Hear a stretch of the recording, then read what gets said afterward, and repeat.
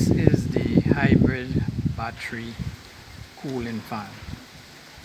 These fins becomes very dirty after maybe 30,000-40,000 miles, and they need to be cleaned. I have already cleaned this one, but I'm going to show you how I did it.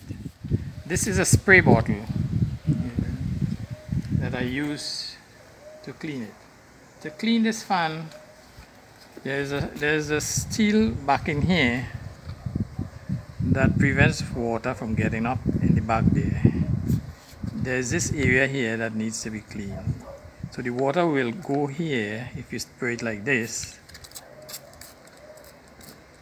And you could spray each one of the fins. Just keep this port facing downwards and the fan facing upward, and you can spray out all of the dirt without having it go into the motor. So I'm just showing you how it has been, how I did it and how it got clean. It was very dirty, it had lots of dust and dirt.